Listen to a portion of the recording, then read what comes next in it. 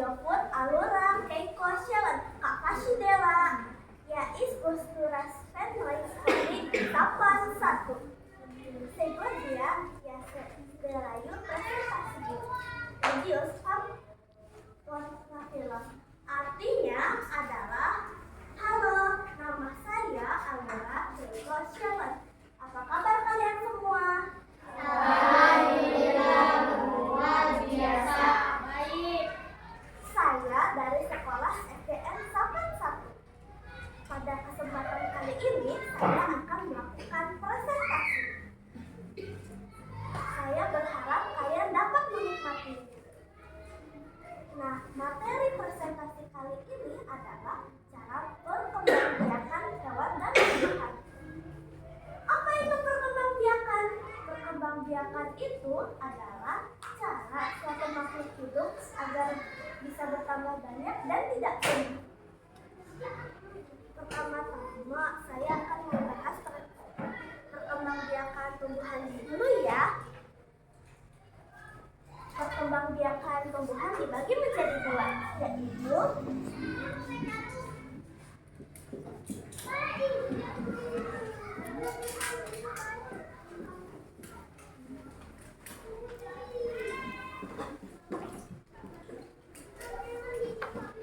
apa itu vegetatif?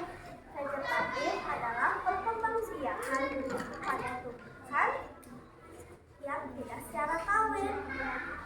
Contohnya adalah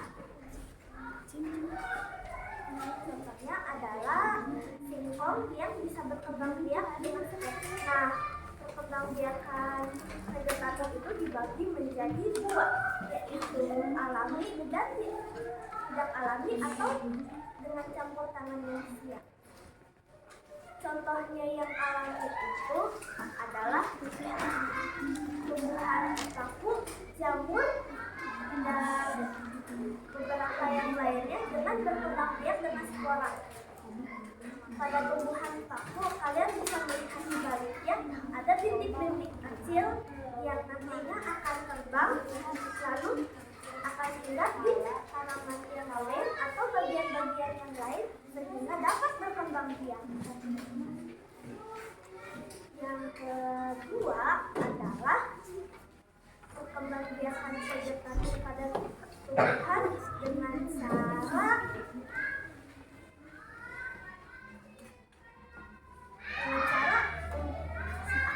pinggang. Akar pinggang itu ada bisa disebut dengan nama lain yaitu rizoma. Rizoma itu biasanya terjadi pada jahe, kunyit, lengkuas, dan masih ada beberapa lainnya.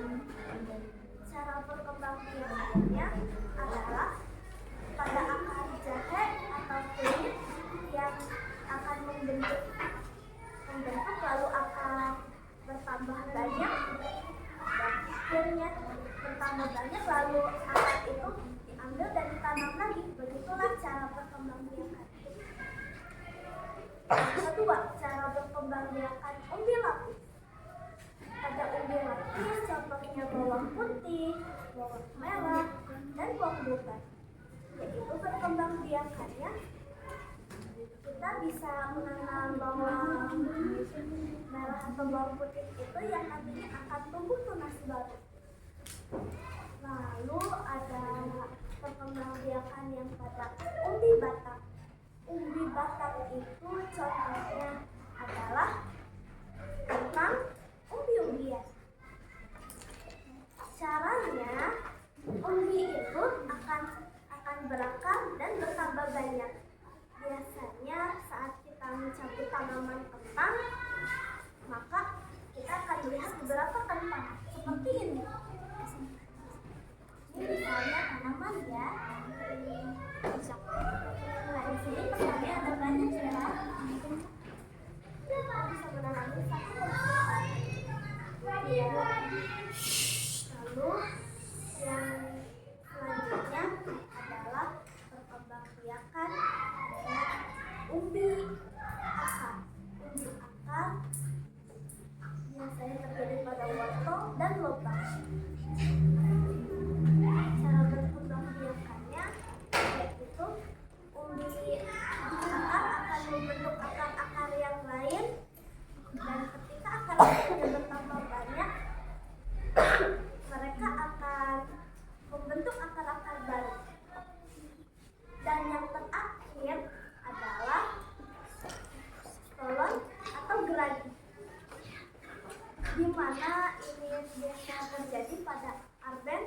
stroberi. Biasanya kita melihat stroberi ada kayak akar-akar yang keluar. Nah, kalian bisa menanamnya itu. Lalu perkembangbiakan vegetatif yang dari manusia yaitu adalah biji-biji padi, jagung yang kita sengaja tanam. Lalu ada juga ketidaksengajaan ketika kita bermain-main dengan dandelion, kita menyebutnya dan perdu-perdu itu terbang. Sekarang mari kita bahas tentang perkembangbiakan generatif. Perkembangbiakan generatif itu ada jantan dan betina. Biasanya perkembangbiakan generatif itu ada bunganya. Beginilah tampak bunganya jika kita lihat. Ini adalah contoh bunga kembang seperti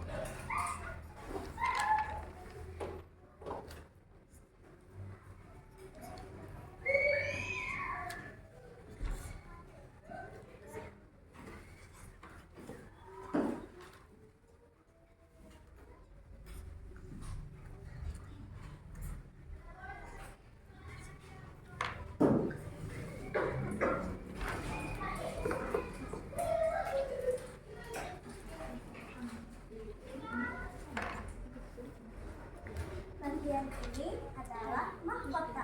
Mahkota ini bertujuan agar serangga datang untuk membantu penyembunyian. Bagian ini adalah kepala benang sari, di mana serbuk sari yang tersentuh baru masuk ke dalam. Nah, kalau ini bagian tangkainya. Bagian ini adalah bertujuan untuk mengirim serbuk sari yang akan masuk dan membentuk zigot. Zigot ini kemudian akan muncul biji-biji.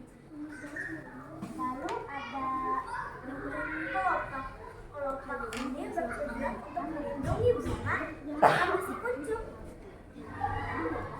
Dan dasar bunga sebagai penopang adapun hewan atau makhluk hidup yang membantu perkembangbiakan generatif ini. Pertama adalah dengan bantuan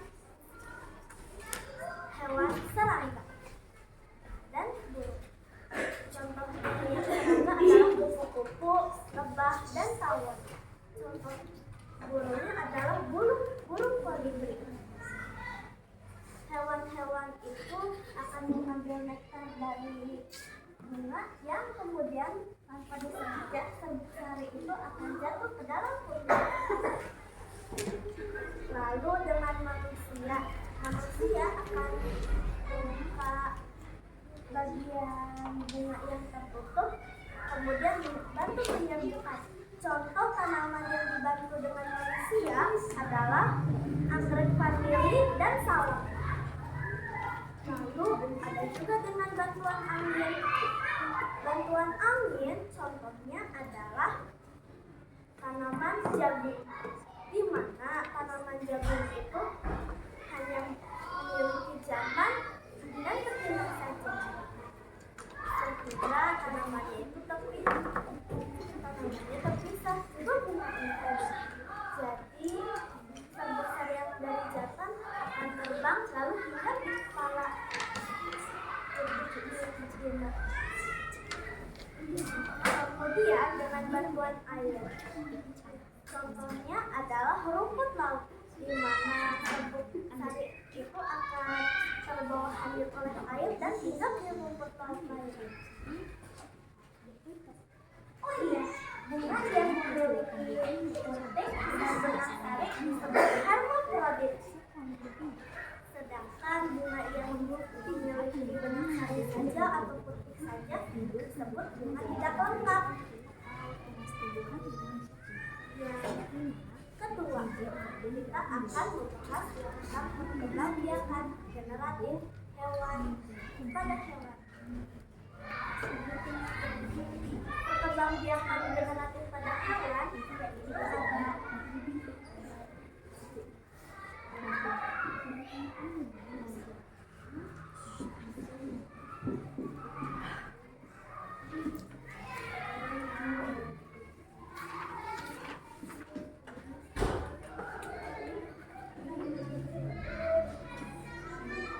kita akan bahas satu persatu.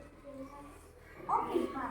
Ovipar adalah hewan yang berkembang biaknya dengan cara bertelur. Embrio yang sudah ada akan masuk ke dalam cangkang telur. Dan biasanya induk itu akan mengalaminya. Namun ada beberapa induk yang tidak mengalaminya. Contohnya adalah kura-kura yang akan dibiarkan di dalam pasir-pasir. Jadi kura-kura itu akan mengubur di dalam pasir.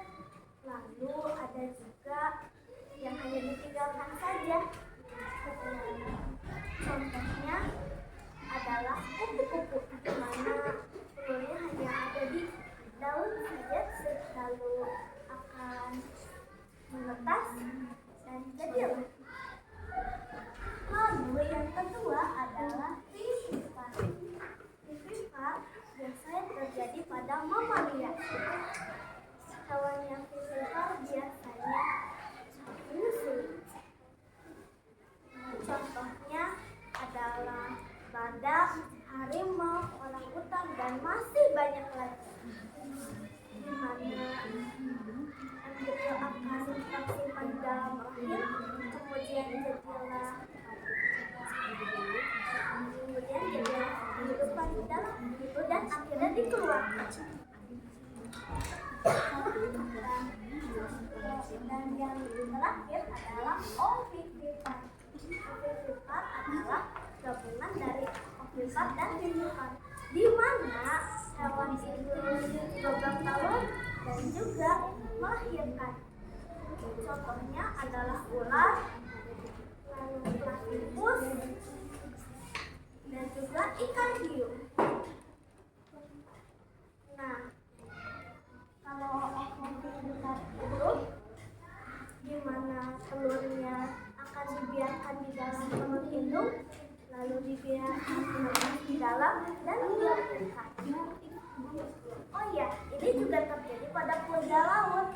Namun yang bikin beda dari yang lain, kuda laut mengalaminya pada hewan yang jantan, bukan betina pada biasanya.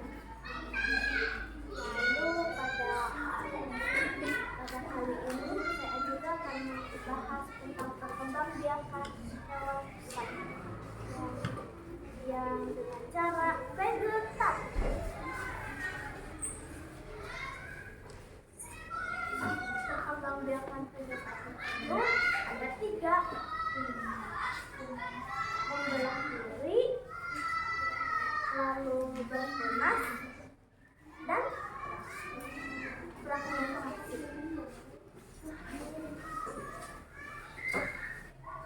Contoh hewan yang fragmentasi itu adalah kucing putih, planaria, dan bintang laut.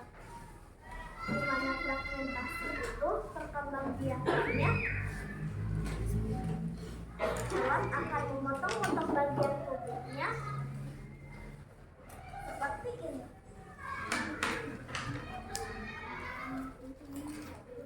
Ini adalah bagian badan, ini adalah bagian kepala, dan ini adalah bagian ekor.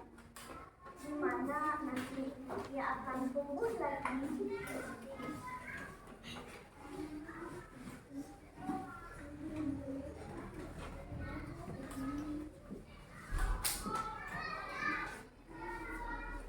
Lalu hewan yang berkembang biakan dengan cara bertunas, contohnya adalah ubur-ubur dan hydra.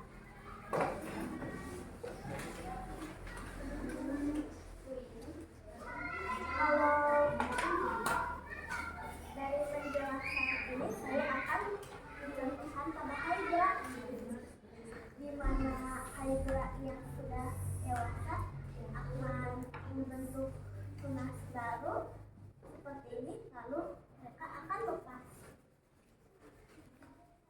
juga terjadi pada ubur-ubur.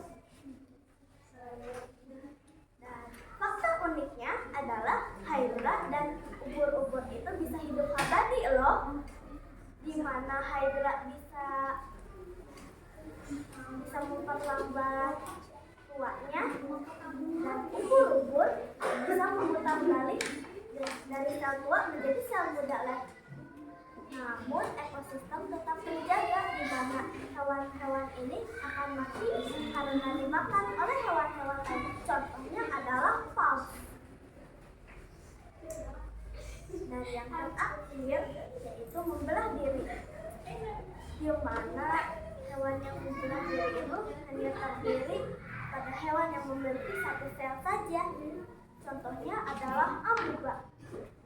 Dan saya hari ini akan juga membahas tentang cara perkembangbiakan virus.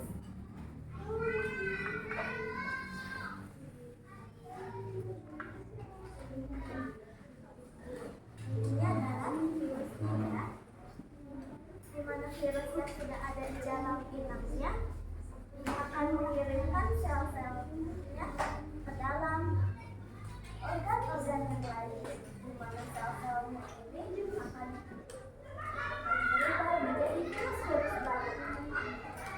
Hal inilah yang menyebabkan virus itu cepat sekali berkembang biak dan susah sekali untuk dikalahkan. Nah, apakah ada pertanyaan? Namun saya batasi 5. Tadi yang sudah disebutkan oleh Kiko bahwa cara perkembangbiakan vegetatif bertujuan untuk mendapatkan sifat-sifat yang sama. Lalu bagaimana sistem perkembangbiakan tumbuhan yang dicangkok? Sistem perkembangbiakan tumbuhan yang dicangkok biasanya akan menghasilkan atau bisa menghasilkan spesies baru. Contohnya adalah yang pernah saya dengar adalah mangga bisa dicangkok dengan tumbuhan lain yang bisa menghasilkan mangganya jadi lebih baik. Lalu selain cangkok ada juga stek, di mana manusia yang sudah ada batangnya kita menancapkannya dan akan tumbuh lagi. Lalu ada juga dengan teknik tembak atau okulasi. Dan ini terjadi pada pohon nangka, di mana kita akan mengelupas bagian kulit pohonnya, lalu ditambahkan oleh tanaman baru, dan ini akan dibentuk oleh air atau kayu yang ada berlubang, di mana nanti tanaman itu akan tumbuh. Lalu ada juga satu lagi, yaitu merunduk. Ini bisa dicangkok pada tumbuhan stroberi. Jelaskan kelebihan reproduksi tumbuhan secara vegetatif. Kelebihannya adalah di mana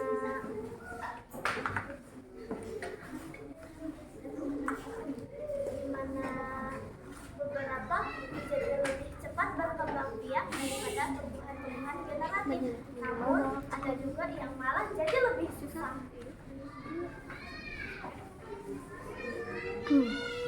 Boleh nanya? Iya. Bagaimana cara perkembangbiakan bunga Edelweiss? Bunga Edelweiss perkembangbiakannya sama seperti bunga biasanya, di mana serangga akan datang pada bunga dan kulit atau sebelum sari akan jatuh dan membentuk sigot sama seperti bunga lainnya. Namun ini bisa menjadi langka karena habitatnya.